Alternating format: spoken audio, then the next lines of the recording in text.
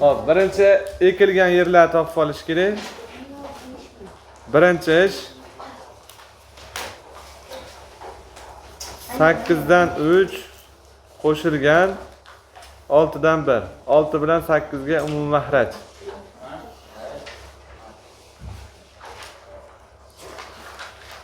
Yigirma to'rt bo'ladi.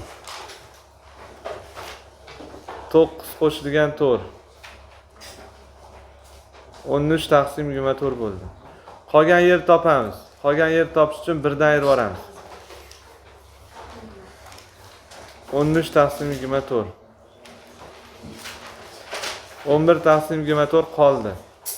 Savol deyapti. Qolgan yerga kartoshka ekildi. Buncha qismiga kartoshka ekilib. Kartoshka ekildi mana shunga. Kartoshka ekilgan maydon bug'doy maydondan qanchaga ko'p desa, kartoshka ekilgan maydon 11 taqsim 24 edi.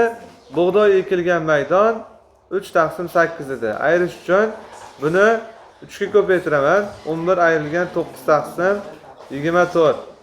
Ya'ni 11 dan 9 ayirsam 2 taqsim 24 hosil bo'ladi. Buni 1 taqsim 12 chizaman. Savolingiz bormi? Savol kimda bor? Yechim bo'yicha. Savol